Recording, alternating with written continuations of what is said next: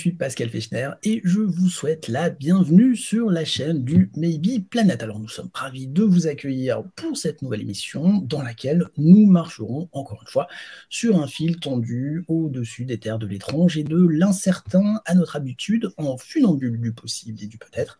Nous essaierons, armés de notre libre arbitre et de notre discernement, de garder notre équilibre pour ne pas basculer dans la croyance aveugle ou dans le déni péremptoire. Alors j'en profite également bien sûr pour vous rappeler l'importance du petit pouce bleu.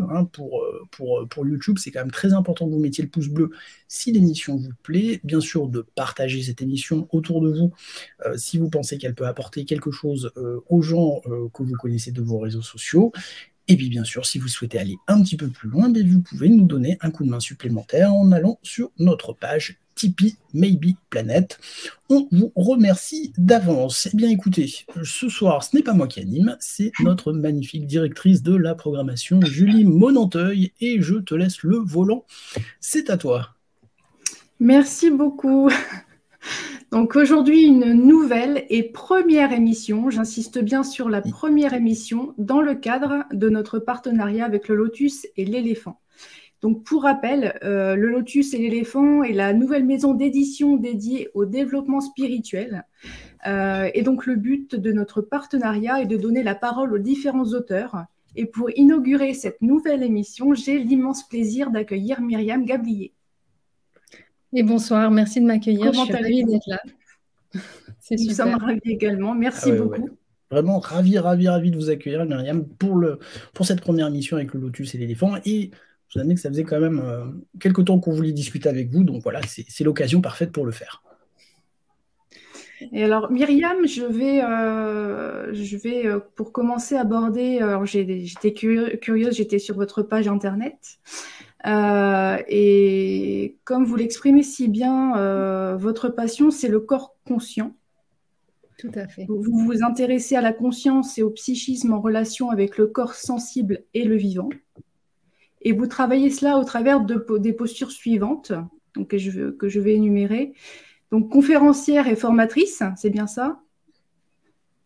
Donc, auteur de livres et d'articles de presse, chercheuse et thérapeute psychocorporelle. C'est ça. En fait, j'ai différentes casquettes qui me permettent d'aborder cette thématique que vous avez nommée, qui est le corps conscient. C'est-à-dire de chercher à réunifier ce qu'on a tendance à séparer, c'est-à-dire on a tendance à mettre la conscience d'un côté et le corps de l'autre. Et moi, je suis quelqu'un de fondamentalement moniste, je pense qu'il n'y a qu'une seule chose.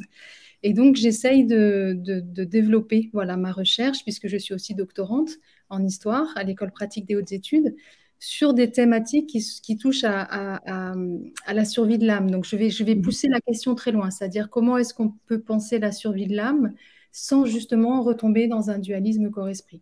Voilà, donc on en reparlera, mais c'est vrai que j'ai toutes ces casquettes autour de ce thème central qui est donc la conscience et le corps conscient.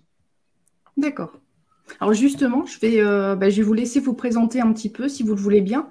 Est-ce que vous pouvez nous parler de vous, de votre parcours, du processus qui a fait que vous êtes finalement devenu auteur? Alors moi, j'ai cette petite phrase que j'ai l'habitude de dire qui est un peu drôle. Souvent, je dis que je suis comme Obélix, en fait. Moi, je suis tombée dedans quand j'étais petite. Alors, c'est un peu rigolo de dire ça, mais c'est ça, en fait. Parce que je suis née de parents qui étaient déjà en recherche d'une autre façon d'être au monde. Donc, j'ai grandi dans un milieu assez alternatif, puisqu'on vivait en Ardèche dans les années 70. Donc, ça vous donne une idée du milieu dans lequel on vit. Donc, les adultes autour de moi étaient très intéressés par tout ce qui est tous les courants novateurs en sociologie, en politique, en agriculture, en écologie, en thérapie, en spiritualité. Donc, c'était un milieu très, très foisonnant. Ce qui fait qu'en fait, les valeurs de ce qu'on appelle maintenant le nouveau paradigme, c'est ma culture. En fait, moi, je viens de là. Et donc, j'ai souvent nagé à contre-courant parce que du fait que c'est ma culture, je pose aussi un regard assez critique, c'est-à-dire que je connais bien ce milieu de l'intérieur. Je suis fidèle à un certain nombre de valeurs qui sont portées par ce milieu, mais j'ai aussi un regard critique sur les présupposés de ce milieu-là et les conséquences de ces présupposés. Mais c'est vrai que j'ai été portée par ces valeurs-là, ce paradigme, que j'ai enrichi ensuite par des études qui était un petit peu dans la lignée de cet esprit, de ce courant-là, puisque j'ai fait des études d'homéopathie uniciste à Londres et ensuite des études de thérapie psychocorporelle. Et par la suite, j'ai aussi repris des études, j'ai fait un master de philo et donc maintenant je suis doctorante. Donc je crois que je suis chercheuse dans l'âme. J'adore en fait continuer à apprendre, à fouiller, à chercher. Ouais. Voilà. Et c'est vrai que donc j'ai eu une première vie de thérapeute psychocorporelle et je suis devenue journaliste, auteur-journaliste. Voilà, j'ai travaillé plus d'une dizaine d'années en tant qu'auteur-journaliste. Et là, c'était hyper intense parce que j'ai notamment travaillé pour l'INRES et puis pour d'autres supports comme Médecine extraordinaire ou Native. Et là, j'étais en téléchargement constant d'informations puisque j'avais constamment une dizaine d'articles en roulement, j'ai écrit des livres et je me suis retrouvée au cœur d'un réseau absolument passionnant. Donc, quelque part, journaliste, c'est une façon d'être payé pour faire des études. Ouais. Voilà. Un beau métier. Donc, voilà, donc j'ai toujours eu cette âme de chercheuse. Donc, j'ai arrêté d'être thérapeute psychocorporelle pendant un certain temps. Là, je suis redevenue. Mais donc, il y a eu à la fois vraiment une expérience clinique d'accompagnement de personnes que je reprends maintenant. Et il y a eu toute cette recherche un petit peu plus théorique, on va dire, à travers le journalisme, l'écriture des livres et les études, donc master de philo et doctorat que je continue. Et là, je suis encore sur des livres, je continue à écrire des livres. Donc, je crois que je suis une passionnée. Parce qu'il faut du temps pour faire tout ça quand même. Oui, parce que je me disais que vous n'aviez peut-être pas besoin de beaucoup de sommeil non plus pour tout faire. Eh ben, contrairement à ce que vous pensez, je suis une vraie marmotte en fait. J'ai tendance à... J'ai besoin de maturer les idées. Mais par contre, c'est vrai que je dors beaucoup, mais je suis très active, je suis très efficace dans mes journées. Et puis, je suis surtout passionnée par ce que je fais, donc je suis vraiment portée par quelque chose, sinon ça ne serait pas possible, quoi. Ouais, c'est vrai. Donc, Myriam, en parlant de livres, nous vous recevons dans le cadre de votre livre Les mystères de la conscience. Donc je vous propose de lire la 4e de couverture, justement. Donc la notion de conscience ne cesse d'apparaître sur le devant de la scène. Pas une semaine ne passe sans qu'une publication scientifique, un sujet médiatique ou une conférence ne traite de cette notion devenue cruciale. On parle aujourd'hui d'un véritable boom de la conscience, alors qu'est au juste la conscience et quelles en sont les diverses facettes. Cet ouvrage offre un inventaire de ce que l'on sait actuellement à ce propos. Plus encore, il s'aventure sur le terrain des états modifiés de la conscience et des phénomènes paranormaux, qui sont autant de manifestations du mystère de la conscience. Et si les perceptions extrasensorielles et les expériences exceptionnelles avaient des révélations essentielles à nous délivrer. Ce livre décrypte les faits, les questions et les enjeux générés par 3 siècles de recherche, philosophie, psychologie, sciences et recherche paranormale. Enrichi d'anecdotes truculentes et de cas déconcertants, d'illustrations magnifiques, il permet à chacun de mieux s'orienter face au sujet de la conscience et d'en découvrir les dimensions époustouflantes. Effectivement, je confirme, il est très bien illustré. Oui, j'ai eu beaucoup de chance. Alors, je vais vous raconter très rapidement l'histoire du livre. Allez-y, en fait, ce n'est pas moi qui ai eu l'idée d'écrire un livre sur la conscience parce que je pense que jamais j'aurais osé faire ça. Je trouve ça ambitieux. Et en fait, c'est une personne de chez Hachette qui est venue voir Sébastien Lini de l'INRES et qui lui a commandé un livre sur la conscience parce qu'elle partait du constat qu'on entend beaucoup parler de conscience, un peu à droite à gauche, mais on ne sait pas de quoi on parle en fait, parce que la conscience, c'est une notion un peu fourre-tout, dans laquelle on va mettre plein de choses qui semblent parfois paradoxales, et donc il y a besoin d'avoir un livre qui soit un outil en fait, et qui permette à tout un chacun de pouvoir s'aiguiller un peu face à cette notion qui est quand même vertigineuse. Donc c'est vrai qu'il y a eu cette commande, et j'ai fini par dire oui. Et donc, tout le challenge, c'était de synthétiser des données et de les rendre accessibles pour que tout un chacun puisse s'en saisir et que ce livre devienne un outil pratique pour le chercheur. Donc, ce n'est pas un livre qui prend parti, mais c'est un livre qui va vraiment, comme vous l'avez dit, rentrer d'abord par la philosophie. Il y a eu un peu d'histoire par rapport à la notion de conscience, la philosophie, la psychologie, les sciences, un peu de spiritualité et bien sûr toute l'étude sur les phénomènes paranormaux et les états élargis de la conscience. Parce que si on parle de conscience, on ne va pas parler juste de la conscience en mode neurosciences. On est obligé, voilà, de balayer tout le champ. Exactement. Et donc, ça a été une enquête passionnante, très intense, vraiment très intense. Et j'ai eu de la chance, effectivement, parce qu'il est bien illustré. Donc, c'est à la fois des petits blocs textes qui fait qu'il n'y a pas voilà, des longs textes à lire, c'est plein de petites infos, il y a des cas, des histoires, des anecdotes, et puis toutes ces illustrations. Donc, c'est vrai que c'est un chouette objet. J'ai eu beaucoup de chance. Ah oui, je le confirme. Et oui, effectivement, la boîte à outils du chercheur est bien notifiée. Donc, non, c'est vraiment très complet. J'ai une petite question, Myriam. Combien de temps il vous a fallu pour l'écrire? Parce que malgré tout, vous vous retrouvez face à une montagne d'informations qu'il faut synthétiser. Vous allez sur une information, vous tirez un fil. Enfin, ça doit être terrible à écrire quand même. En fait, j'ai eu le temps qu'on m'a donné. Donc, ça a été complètement dingue. J'ai écrit ce livre en l'espace de... J'ai écrit ce livre, j'ai commencé, on va dire, pas très longtemps. Je l'ai écrit en l'espace de 5 ou 6 mois. Ah ouais, quand même. Ouais, c'est très rapide. Mais je faisais que ça. C'est-à-dire que là, Ouais, j'étais sous pression. J'étais comme ça. Et en plus, j'ai fait un voyage en Inde en même temps. Mais bon, dans l'avion, j'étais en train d'écrire. À chaque fois, j'ai organisé mon temps pour pouvoir vraiment travailler sur le livre. Et puis, j'avais quand même derrière moi déjà des recherches, déjà des repères. Enfin, voilà. Donc, je ne suis pas arrivée...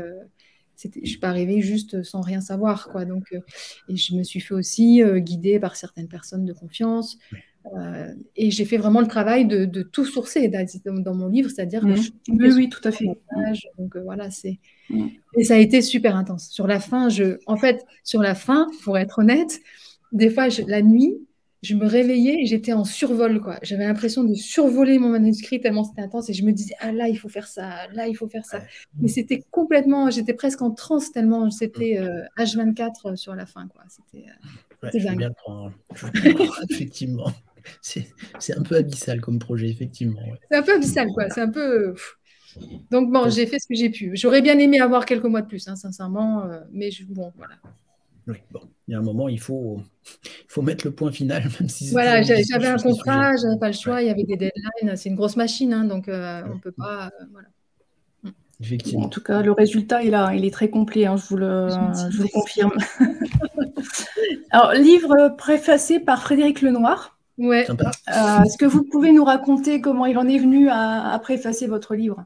Alors, il se trouve qu'en tant que journaliste, je précise que je ne suis plus journaliste. J'ai été journaliste longtemps, mais je ne le suis plus. J'ai été amenée à interviewer Frédéric Lenoir 3 fois sur des sujets différents. Donc, on ne se connaît pas très bien, à vrai dire, mais on s'est rencontrés professionnellement parlant. Et je pense qu'il a plutôt apprécié mon travail. Et donc, quand j'ai écrit le livre, je lui ai demandé de faire la préface. Et voilà, il a fallu que j'assiste un petit peu parce que c'est quelqu'un qui est très, très occupé. Donc, il m'a dit j'ai pas le temps, j'ai pas le temps. Je dis mais c'est un super livre, il est sourcé, tout est bien et tout. Il m'a dit bon, d'accord. Et donc, il m'a fait cette préface et c'est un vrai cadeau parce que évidemment, il a du poids. Bon, déjà, je suis honorée qu'il l'ait fait. Et puis, pour la promo du livre, voilà, on va pas se le cacher. C'est vraiment chouette, quoi. Oui, c'est un vrai plus, effectivement, quand même. C'est un vrai plus. Alors, Myriam, tout comme vous le faites dans l'introduction de votre livre, est-ce que vous pourriez nous donner une définition englobante de la conscience et résumer les questions de fond qui touchent à ce sujet essentiel? Cette question. Ouais.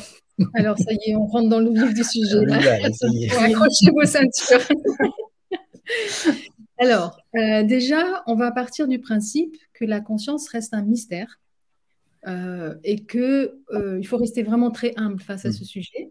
Donc, ce qu'on a à l'heure d'aujourd'hui, c'est des cartographies, c'est des scénarios selon différentes postures philosophiques et on va voir tout ça. Mais ce qu'on peut dire déjà par rapport à la conscience, et je pense qu'il faut partir de là, c'est vraiment très important, c'est que la conscience, c'est l'expérience que vous êtes en train de faire maintenant. C'est-à-dire que là, vous entendez ma voix, vous sentez votre corps, vous sentez l'environnement autour de vous, et la conscience, c'est ça. La conscience, c'est vraiment ce qui est en train de se donner à vous là maintenant dans l'instant présent. Et donc, c'est avant tout une expérience intime, sensible, subjective. Il faut partir de là. Et en fait, ce fait-là que la conscience, c'est une expérience subjective que vous êtes en train d'avoir là maintenant, à chaque instant, c'est un gros problème. Alors pourquoi c'est un gros problème? Parce que la science s'est construite sur la nécessité d'objectiver les choses pour les étudier. C'est-à-dire que quand elle étudie quelque chose, elle le met à l'extérieur, c'est-à-dire le chercheur qui étudie un objet doit le mettre à l'extérieur pour l'observer de manière très neutre, euh, pour objectiver son comportement, pour voir quelles sont les lois qui régissent cet objet, ou le mesurer, ou voir si les lois peuvent se répéter, être appliquées à un autre objet similaire. Voilà, ça c'est la méthode scientifique. Et donc la méthode scientifique, c'est d'être très neutre et très objectif. Le problème, c'est qu'on ne peut pas faire ça avec la conscience. On ne peut pas. Parce que quand le chercheur étudie la conscience, il ne peut pas la mettre à l'extérieur de lui. Parce que la conscience, c'est précisément ce qui est en train de se passer à l'intérieur de lui à chaque instant. Donc il y a une circularité en fait entre le chercheur et l'objet qu'il est en train d'étudier. Et ça pose d'énormes problèmes. Déjà, ça vient confronter la science sur sa méthode, c'est-à-dire sa manière de faire de la science. Donc c'est une vraie révolution scientifique de pouvoir étudier la conscience. Parce que ça veut dire qu'il faut inclure dans les méthodes scientifiques des outils qui sont capables de traiter de l'expérience subjective. Donc c'est complètement fou pour la science de faire ça, parce que la science veut vraiment justement pas être subjective. Donc c'est un vrai problème. Et puis c'est vraiment, ça vient poser d'autres questions, c'est-à-dire que puisque la conscience, c'est un état dans lequel on est à chaque instant, et ben selon l'état de conscience dans lequel sera le chercheur qui étudie la conscience, il définira la conscience de manière différente. C'est une horreur. Donc, par exemple, un neuroscientifique qui est vraiment dans une posture cognitive, mentale, rationnelle, il va définir la conscience d'une certaine manière. Et puis, si on prend un mystique qui a connu des états d'extase, eh ben, il va définir la conscience d'une manière très différente. Et on sait que les mystiques ont rapporté une compréhension profonde de la nature de notre réalité qui est très précieuse. Donc, comment est-ce qu'on peut choisir en fait l'état de conscience depuis lequel on définit la conscience? Vous voyez? Donc, ça pose à la fois le problème de la méthode scientifique. Donc, on dit souvent que la conscience génère une bascule de paradigme. En fait, elle nous oblige à changer de paradigme et notamment à sortir du paradigme matérialiste qui est le paradigme de la science aujourd'hui.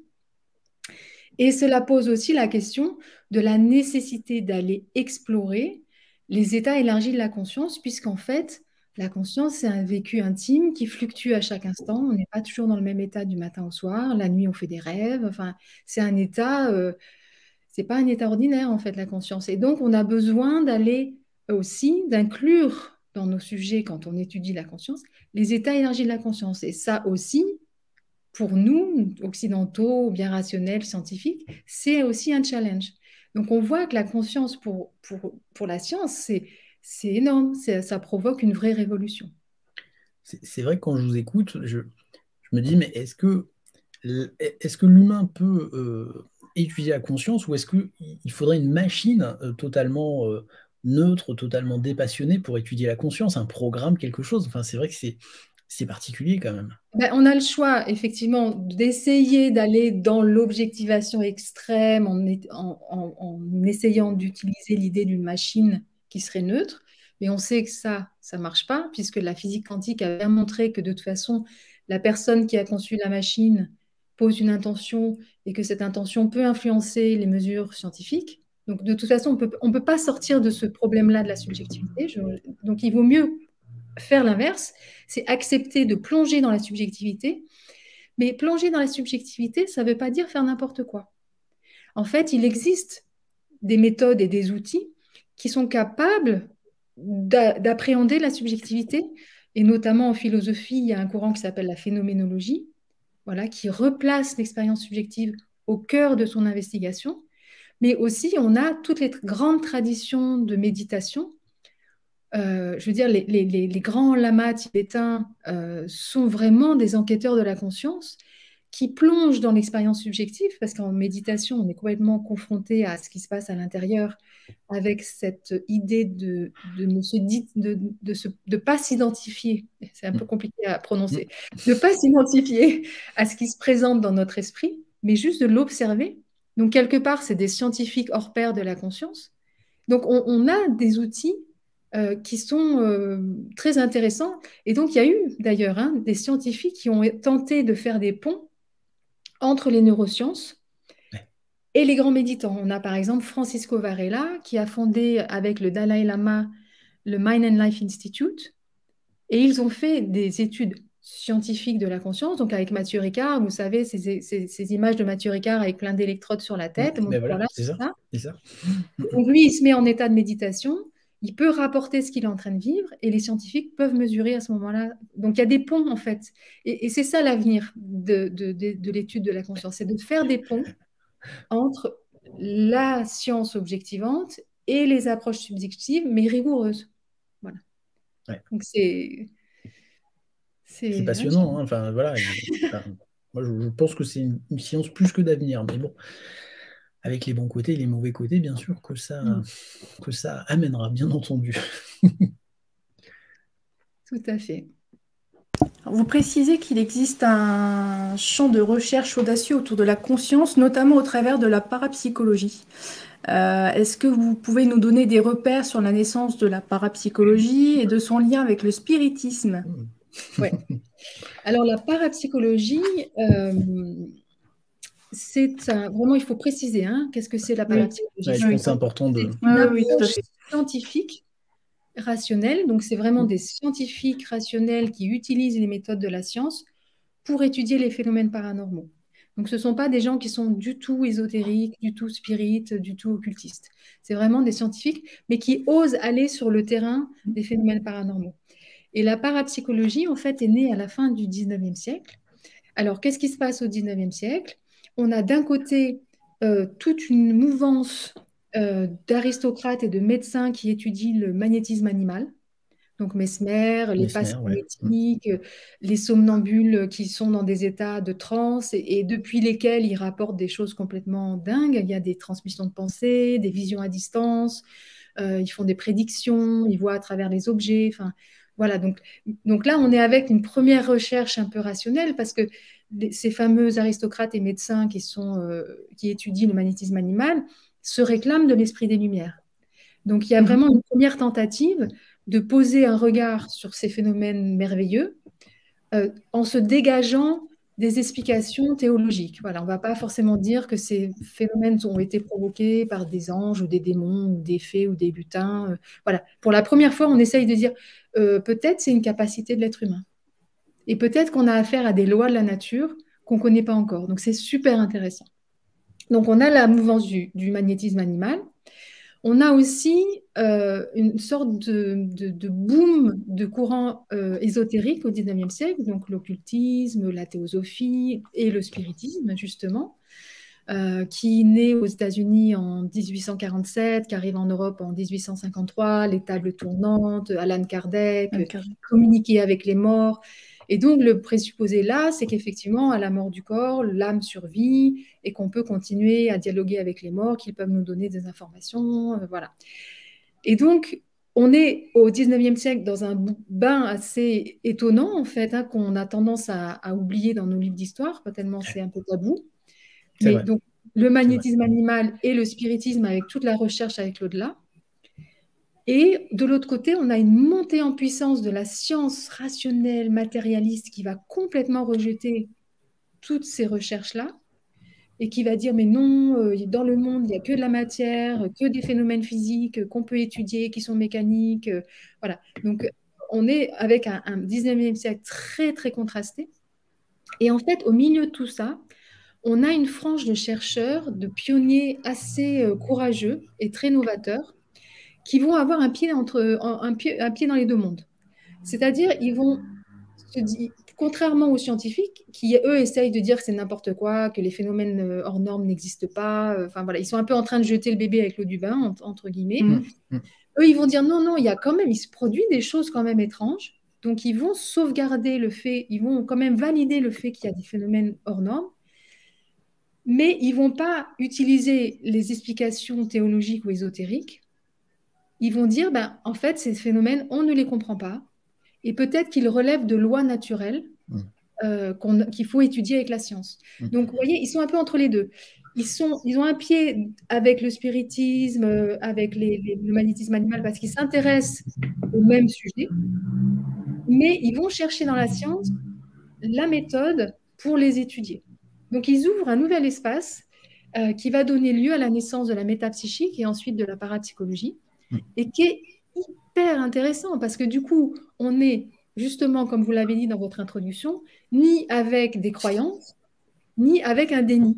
Voilà. On ouvre un espace où on dit, quand même, il se passe des trucs complètement dingues, ça doit relever il faut qu'on les étudie. Pourquoi est-ce qu'on les étudierait pas, en fait? Bon, après, on en revient à la conscience, ça reste quand même assez casse-gueule, parce que même en étant funambule, de temps en temps, on tombe d'un côté de l'autre. Hein.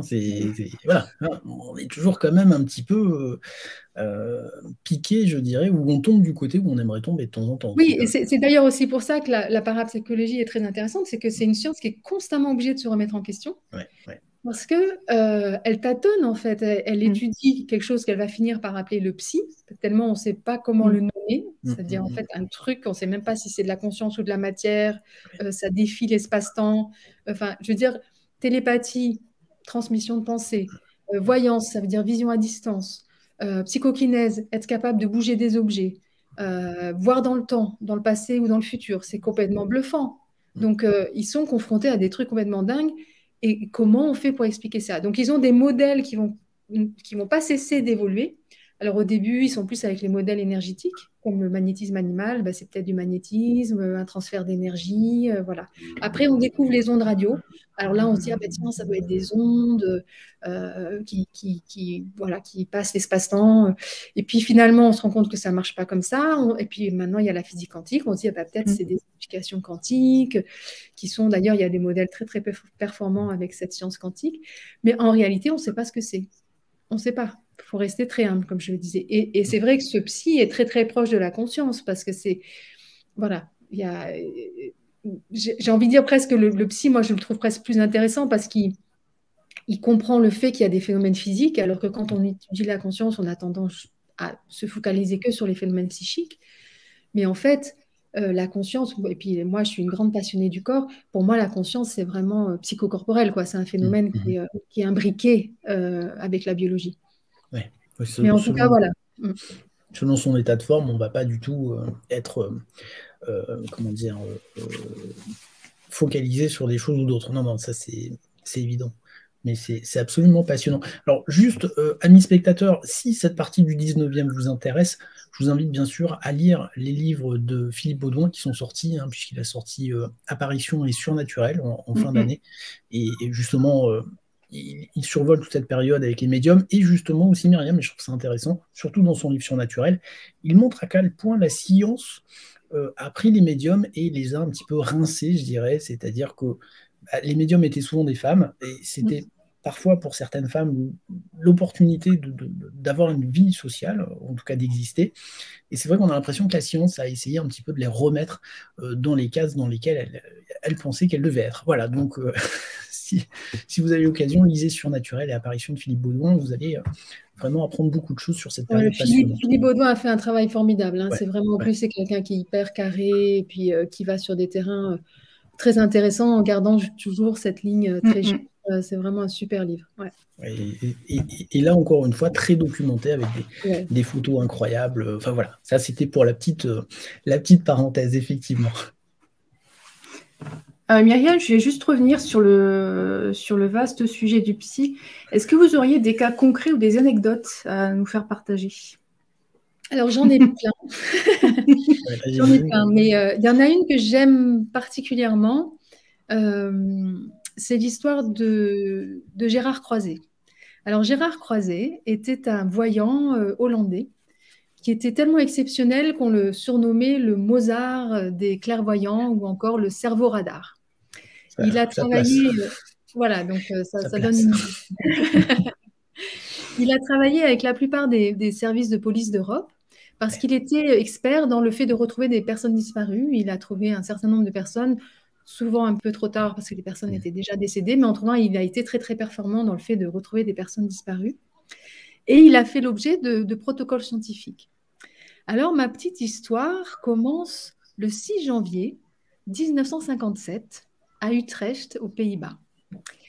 Gérard Croiset est invité par le professeur Willem Tenaef, qui est titulaire de la chaire de parapsychologie de l'université d'Utrecht, donc c'est quand même pas n'importe qui, et qui est collaborateur de l'IGPP en Allemagne, qui est un institut qui a été fondé par Hans Bender et qui est sûrement l'institut le plus important, au moins en Europe et peut-être dans le monde, d'études des phénomènes anormaux. Donc on est avec un personnage très, très réputé, très sérieux, universitaire. Et ce jour-là, il est d'ailleurs en présence de 2 autres professeurs de l'université pour mener ce protocole. Donc Gérard Croiset arrive et les professeurs lui tendent tout simplement un papier sur lequel il y a un plan avec 30 places, en fait. C'est le plan d'une séance qui doit avoir lieu dans le futur. Personne ne sait quand cette séance aura lieu ni où elle aura lieu. Tout ce qu'on sait, c'est qu'il y aura 30 personnes puisqu'il y a 30 chaises qui sont dessinées sur le plan. Les personnes qui vont participer à cette séance ne sont même pas encore prévenues qu'ils vont participer à cette séance. Donc, personne ne sait rien. Juste, la seule chose qu'on sait, c'est qu'il y aura dans le futur une séance. Gérard Croiset va donc prendre ce papier entre les mains et se concentrer. Il va donner la date à laquelle aura lieu la séance, le nom de la ville dans laquelle aura lieu la séance.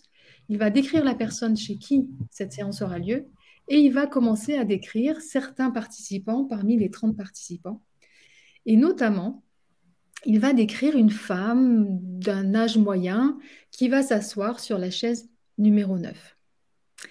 Alors, ce qu'il va dire sur cette personne, c'est que elle aurait, par exemple, voilà, il va dire plein de choses, mais parmi les choses qu'il va dire, c'est que cette femme aurait été impressionnée par l'opéra Falstaff. C'est peut-être même le premier opéra qu'elle aurait vu. Il va dire, il y a un homme important dans sa vie qui travaille outre-mer ou qui aurait travaillé outre-mer.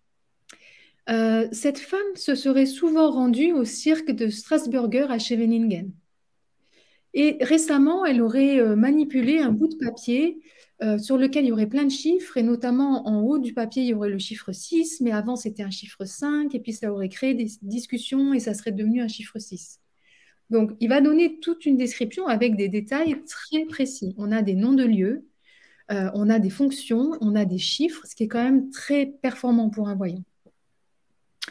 Et effectivement, le 1er février, donc 3 semaines plus tard, 30 personnes arrivent pour une séance dans la ville de La Haye, chez la personne décrite. Ils sont assis par tirage au sort. Donc, le placement sur les 30 chaises se fait complètement par hasard. Et on leur donne une retranscription de la description de Gérard Croiset. On leur dit, voilà, Gérard Croiset a décrit une personne. Est-ce que vous vous reconnaissez dans cette description? Au bout d'un moment, une femme de 42 ans, qui est assise sur la chaise numéro 9, lève la main. Elle est chanteuse d'opéra. Et le premier opéra qu'elle a chanté, c'est l'opéra Falstaff. Son père travaillait outre-mer. À chaque fois qu'il venait, il l'emmenait au cirque de Strasburger à Scheveningen. Et récemment, elle a eu une dispute avec son mari. Quand elle faisait ses comptes, effectivement, elle avait mis un 6 au lieu d'un 5 et il a fallu rectifier et mettre un 5 au lieu du 6. Les enquêteurs vont bien sûr recueillir son témoignage, ils ne vont pas s'arrêter là. Ils vont aller vérifier sur le terrain. Donc, ils sont allés vérifier si elle avait bien un père qui avait travaillé outre-mer, s'ils avaient été aussi à Scheveningen et l'histoire du cahier et tout ça. Donc, c'est quand même assez bluffant. On est avec un protocole scientifique qui se fait au sein d'un cadre universitaire, avec un voyant exceptionnel, qui prédit un événement et qui le décrit de manière assez poussée, alors que personne n'est au courant, sauf une personne qui a organisé l'événement, mais qui n'est pas présente au temps où le protocole se déroule. Et lui, il va décrire une personne qui va être assise sur la chaise numéro 9 complètement par hasard, parce que ça sera tiré au sort. C'est bluffant. Donc comment, voilà, ce genre d'histoire, c'est complètement fou, parce qu'on est avec des recherches rigoureuses, qui sont menées par des gens qui sont universitaires et vraiment respectés, en fait, qui font des publications dans des revues à comité de lecture. Enfin, voilà. Et donc, des histoires comme ça, il y en a un certain nombre qui posent question. Et donc là, ça pose question de la conscience. Comment la conscience peut voir dans l'espace-temps? Comment est-ce qu'elle peut voir à distance? Comment est-ce qu'elle peut faire ce qu'elle fait, quoi? Moi, j'ai l'impression, Myriam, alors je vous pose la question, hein, alors en Europe et en France, c'est assez difficile, mais j'ai l'impression qu'aux États-Unis, par exemple, aller chercher des médiums ou des gens qui ont des capacités pour les forces de police, pour les secouristes, c'est quelque chose qui se fait assez facilement. En France, on sait que ça se fait, mais de façon un peu plus camouflée, comme si c'était quelque chose d'un petit peu Le honteux. tabou? Ouais, Alors, on peut oui, pas le alors, dire, quoi. il faut se rappeler qu'en France, on hérite d'un conflit très puissant qu'il y a eu entre le magnétisme animal et l'Académie de médecine. Ouais. Il y a eu vraiment en plus, par derrière, ensuite, il y a eu d'autres conflits, voilà, des tentatives de faire des expériences dans le cadre universitaire qui ont été vraiment très critiquées. Donc en France, on est très frileux quant à ces sujets-là. Hein, on a un passé là qui est un petit peu... donc c'est effectivement pas le pays dans lequel on est le plus à l'aise avec ces sujets-là, malgré le fait qu'on est possesseur, j'ai envie de dire, c'est pas vraiment le mot qu'il faut, mais de l'Institut Métapsychique International, qui est un institut qui a fêté ses 100 ans il n'y a pas longtemps, puisqu'il a été créé en 1919 et qui existe encore. D'ailleurs, je suis membre du comité directeur de l'Institut, donc c'est super. Et donc, on est quand même il y a eu des tentatives, mais on est quand même dans une culture qui est relativement fermée à ces phénomènes. Est-ce qu'ils sont plus ouverts aux États-Unis? Peut-être. En Californie, certainement. Ouais. Puisqu'il y a des services de police, parce que j'avais fait un papier, en fait, sur le service de police qui utilisait des voyants pour leurs enquêtes. Il y a eu des circulaires qui ont été faites au sein des services de police, en Californie notamment, pour donner des conseils comment utiliser un voyant pour mener une enquête. Mais c'est la Californie, hein, on est un peu dans un espace où les esprits sont un peu plus ouverts. Je ne sais pas si c'est le cas de tous les États-Unis, mais c'est clair que partout dans le monde, les policiers utilisent des voyants, mais de manière plus discrète. Parce que la difficulté qu'ils ont aussi, c'est que quand ils ont essayé de faire ça de manière officielle, ils ont reçu plein d'appels de plein de voyants qui disaient « j'ai vu ci, j'ai vu ça ». Et c'est très difficile à gérer aussi. C'est-à-dire qu'ils préfèrent travailler de manière discrète et non officielle avec des voyants à qui ils font confiance. Alors, c'est toute la difficulté de la sélection du voyant, parce qu'un voyant, en plus, ne sera jamais à 100% fiable, quoi. Puis on a tout alors j'ai envie de dire tout ce folklore, mais enfin toute cette imagerie. Alors plus récemment la série Stranger Things qui reprend un petit peu quand même ces ficelles-là. Puis aux États-Unis, on a le fameux Ingo Swann qui aurait travaillé sur le projet Stargate. Enfin voilà, il y a quand même tout un contexte. Il semble que les États-Unis, en tout cas les autorités militaires, aient travaillé quand même à essayer là, c'est vrai que c'est assez des fou. choses. C'est ce projet de remote viewing qui a été utilisé par l'armée américaine pendant près de 20 ans. C'est fou. Et qui continue peut-être. Hein. La chance d'interviewer Russell Targ, qui a été à l'origine de ces projets-là. Il disait, c'est pas compliqué, on a travaillé avec tous les services secrets du gouvernement américain et de l'armée américaine. Voilà. Bon, et les Russes aussi d'ailleurs. Hein. Les Russes aussi, les Russes aussi ont fait leur propre recherche. Voilà, les Russes ont aussi, d'ailleurs, ils ont une culture qui est un petit peu moins matérialiste que la nôtre. Ils sont presque un petit peu plus ouverts à ces sujets-là, en fait. Hein. Ils ont une structure mentale qui est un peu plus réceptive à ces sujets-là.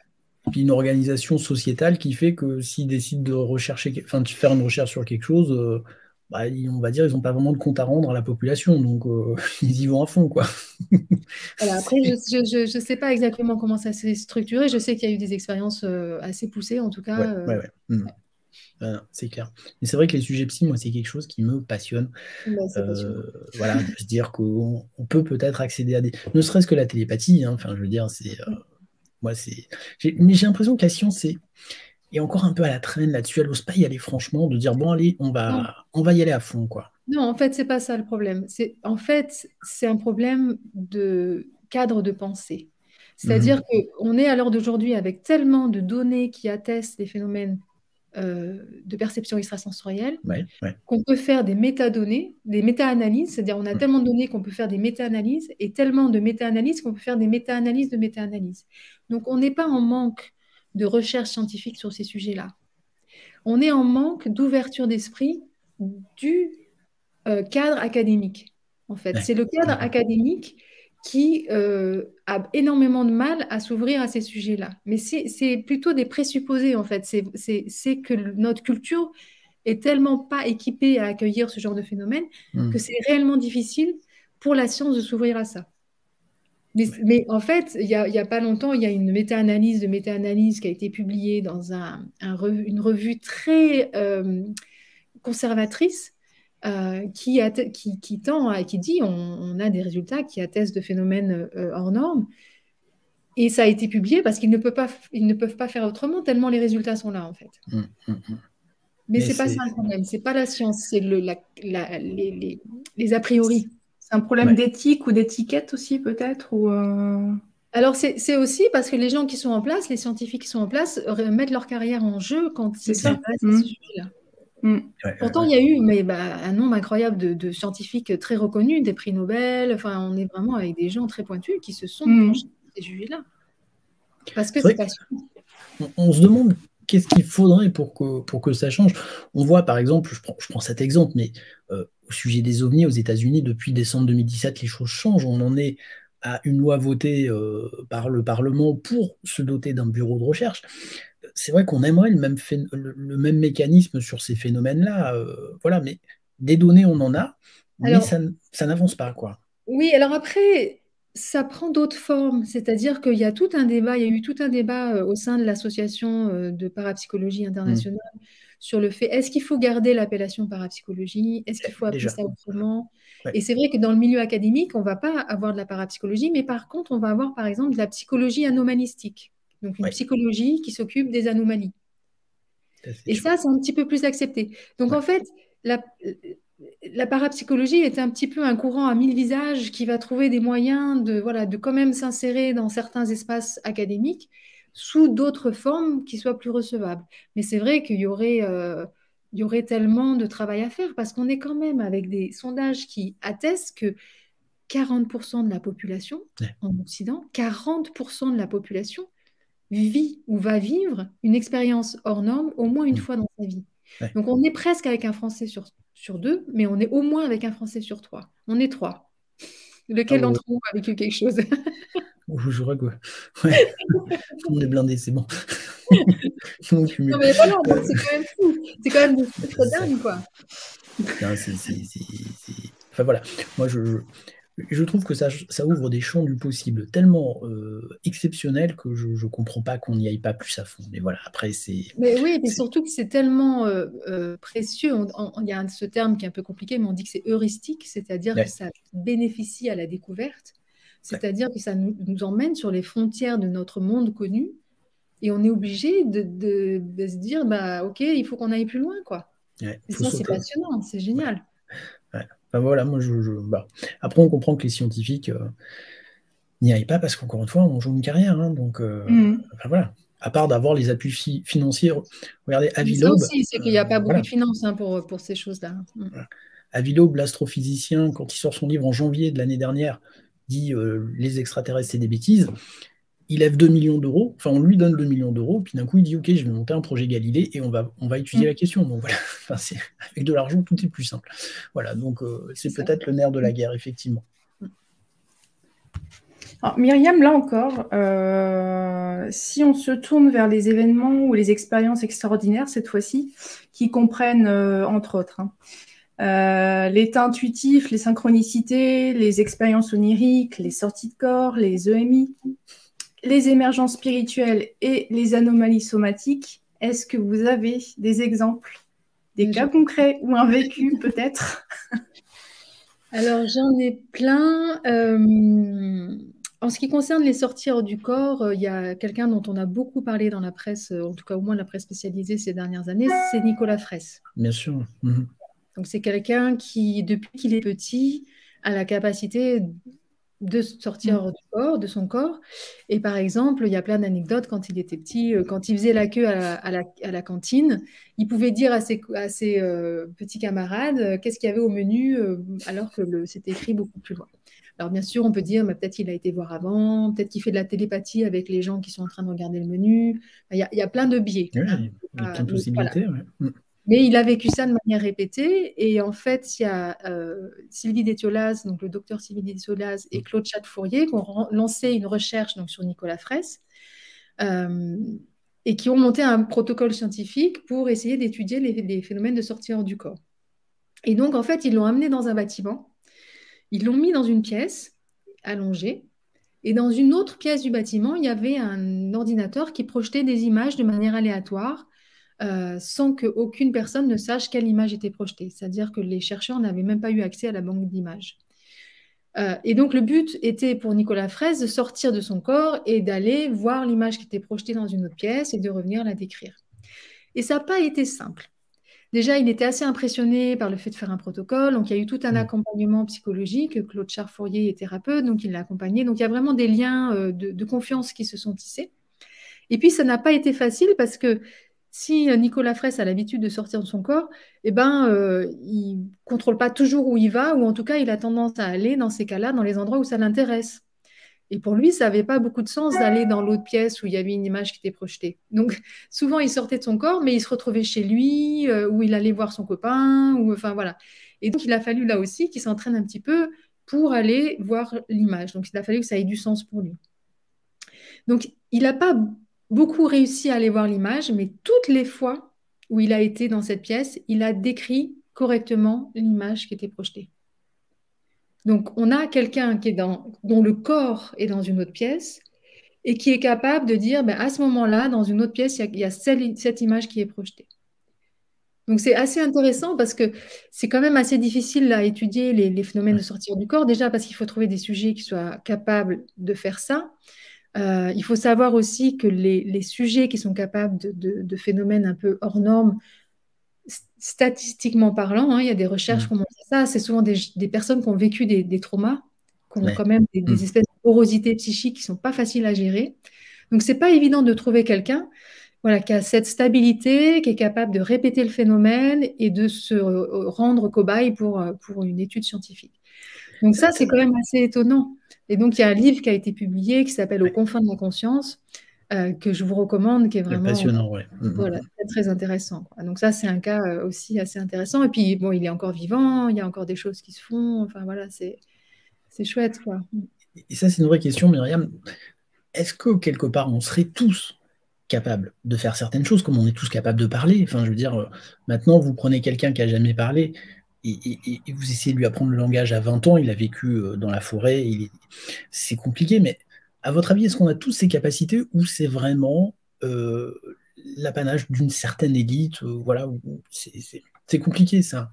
Alors, il y a différents scénarios. Par exemple, Renaud Évrard, qui est enseignant-chercheur à l'Université de Lorraine et qui appartient au laboratoire Interpsy. Il faut savoir qu'en France, on a vraiment 2 chercheurs universitaires qui étudient ces phénomènes, donc Renaud Évrard et le professeur Thomas Rabeyron. Ils ont élaboré un petit peu des théories autour de ça qui veulent effectivement que ces capacités hors normes seraient en quelque sorte des systèmes de protection ou de survie. C'est-à-dire qu'on aurait c'est des capacités qu'on aurait potentiellement tous, mais qui seraient exaltées dans certaines situations. Parce que ce qu'on voit par exemple dans les gens qui vivent des expériences de mort imminente ou qui font des sorties hors de corps, ou par exemple des gens qui vivent des accidents et qui d'un seul coup sortent de leur corps et voient leur corps en train de conduire et éviter tous les obstacles d'une manière complètement dingue, ils ne savent même pas comment ils ont fait ça. C'est hyper intéressant parce que la personne se retrouve en danger et elle se retrouve à la fois avec une capacité cognitive complètement exaltée, où elle comprend très vite et elle voit la scène de haut et elle voit à 360, quand les gens qui décrivent les expériences de sortir du corps ont des capacités cognitives complètement exaltées.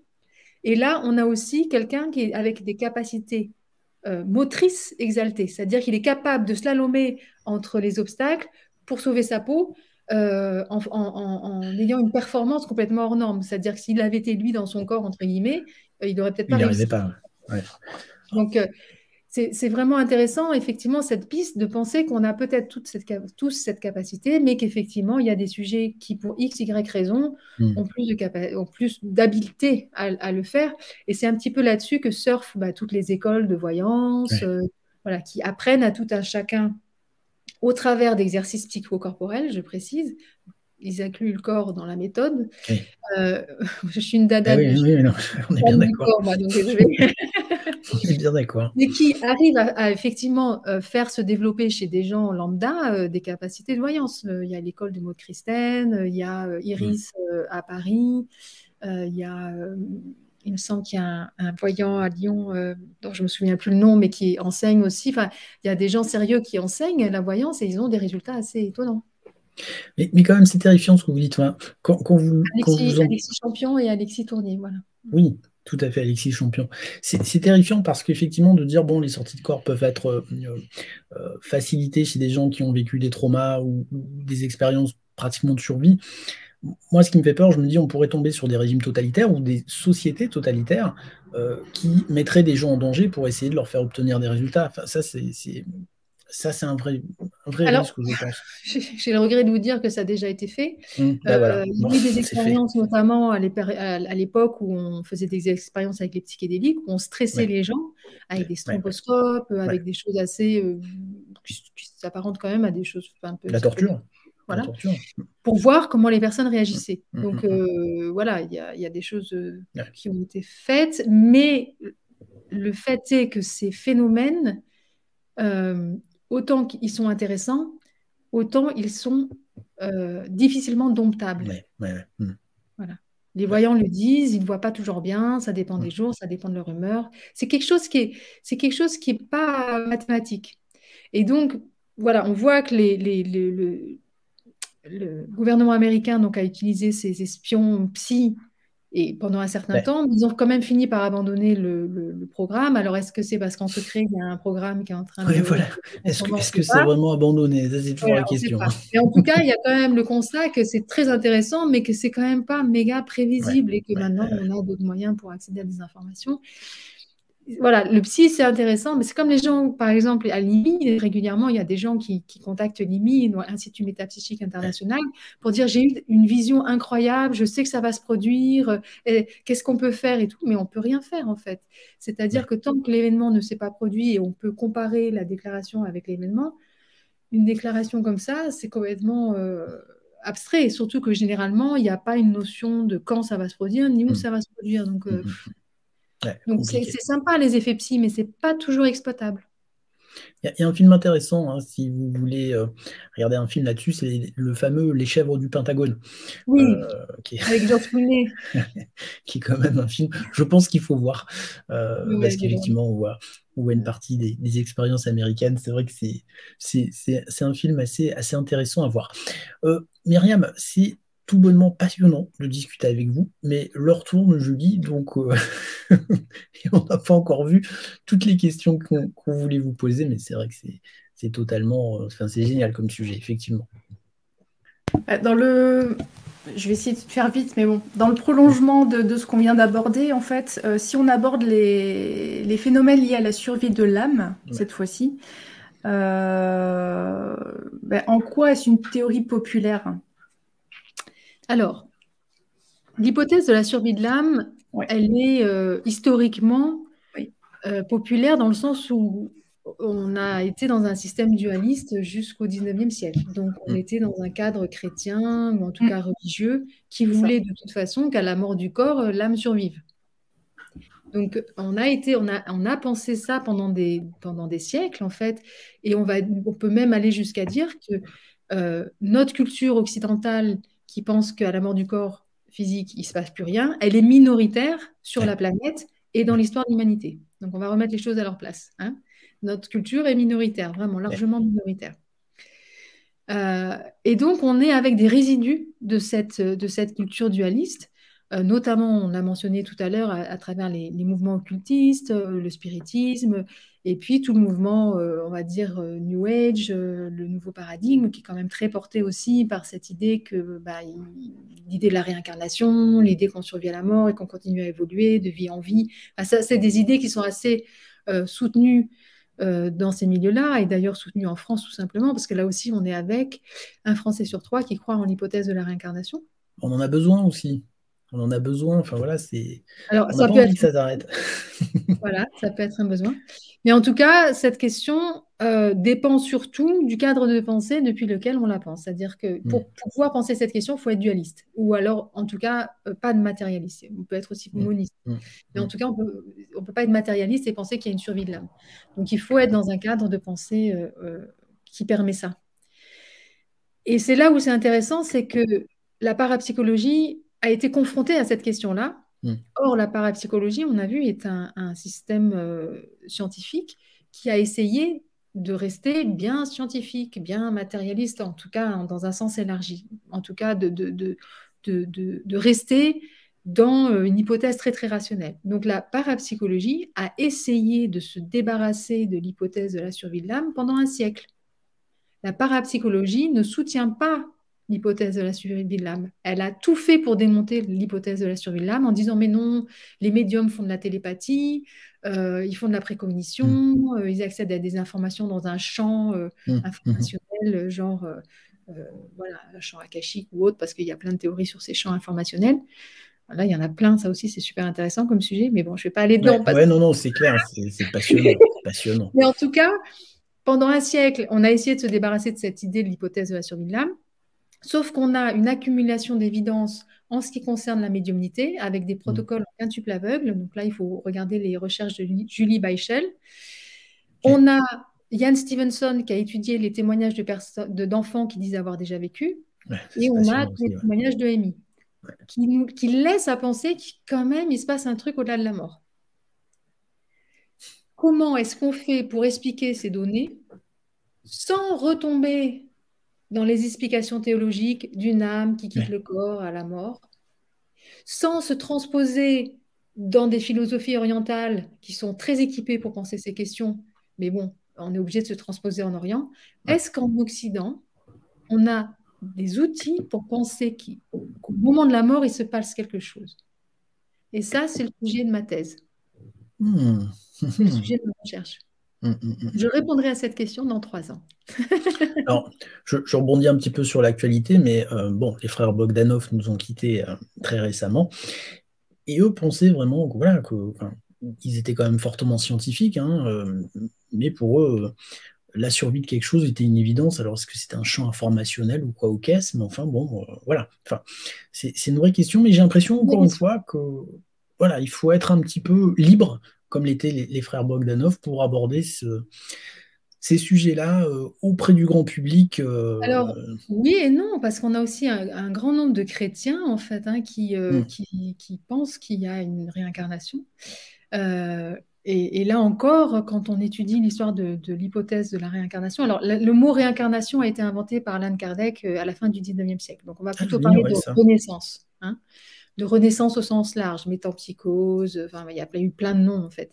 Mais cette hypothèse de la renaissance a été pensée partout sur la planète, sur tous les continents, de manière différente. Mais c'est une idée qui est récurrente en fait.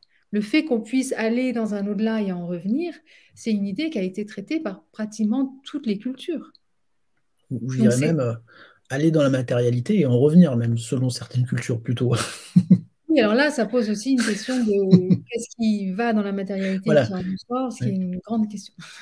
Mais en tout cas, voilà, c'est parce que quand on cite les frères Bogdanov, on peut dire bon, mais ils étaient un peu atypiques, enfin voilà. C'est vrai, sauf que l'hypothèse de la réincarnation est soutenue aujourd'hui par un Français sur 3. Donc c'est une croyance parmi d'autres en France aujourd'hui. C'est comme beaucoup de sujets, quand vous a parlé face à une assemblée, monde en famille ou dans le milieu professionnel, vous allez un petit peu recevoir des colibés. Bon. Mais quand vous prenez les personnes une par une, là, c'est plus la même histoire. Voilà. Donc, c'est Ça, toujours c'est un pareil. phénomène qu'on connaît bien, c'est-à-dire qu'en Ouais. public, les gens disent une chose et en privé, ils en disent Voilà. une autre. Il y a l'effet meute. Il y a l'effet meute et puis il y a l'effet on se parle face à face et c'est vrai que c'est souvent très différent. Mais c'est juste passionnant. Ça concerne notre avenir aussi quelque part. Ben oui, oui. Et puis il y a une Ça- logique à ça, hein. ouais, oui, de toute façon. Tout Mais c'est est vrai que la cyclique question. dans la nature. Pourquoi est-ce que, voilà, au niveau psychique, il n'y aurait pas des cycles aussi, mais ça Ouais. pose des questions vertigineuses qu'il faut traiter avec prudence. Voilà, et pas partir dans les. Voilà. Mm. Après, quand quelqu'un vient vous voir en disant moi je sais, venez avec moi et je vais tout vous expliquer, abandonnez toutes vos richesses matérielles, je vais vous amener où il faut. Là, c'est une autre histoire, effectivement. Là, il faut être très vigilant, effectivement. Mais bon, c'est passionnant, je trouve. C'est passionnant. Bien, on est presque à l'heure d'émission. Oui, ça défile à une vitesse folle. On resterait bien des heures encore, je dis. Mais bon, on est presque à la fin de nos questions, effectivement. Alors pour terminer, Myriam, si vous aviez un message à faire passer, quel serait-il et pourquoi? Et quelle serait votre propre conclusion? Alors, un message à faire passer par rapport à la conscience, c'est que, comme je disais, il faut rester vraiment humble. La conscience est un mystère. On élabore des scénarios et c'est super intéressant. On a tous envie, on adore les spéculations métaphysiques et scientifiques, c'est génial. Mais en fait, on n'en sait rien.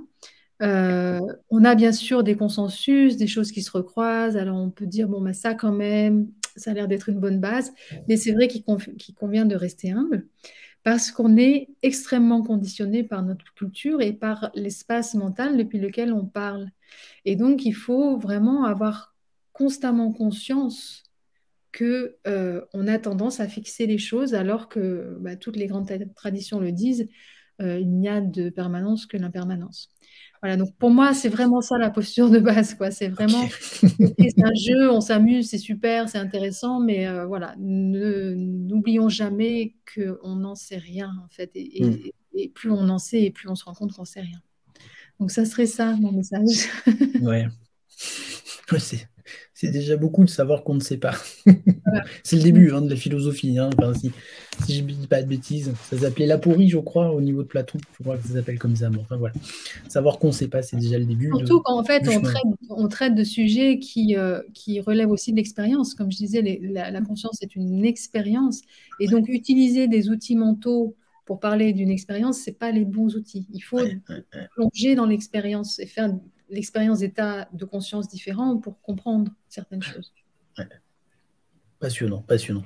J'ai trouvé cet entretien absolument passionnant, Myriam. Je savais qu'on passerait un bon moment, mais bon, voilà. Le savoir, c'est une chose, le vivre, c'en est une autre. Voilà, c'est un peu ça aussi, la pareil, conscience. de même, j'ai trouvé ça super. J'ai bien aimé ce côté détendu, on discute. Et c'est vrai qu'on pourrait parler des heures. Moi, je pourrais continuer. Ah oui. Bah, écoutez, Myriam, voilà, maintenant, vous connaissez le chemin, vous venez quand vous voulez, ce sera avec plaisir. Un immense plaisir, effectivement, et j'espère que vous, derrière votre écran ou en conduisant, puisque vous pouvez aussi nous écouter en podcast, j'espère que vous avez pris autant de plaisir que nous à discuter ou à écouter Myriam, effectivement.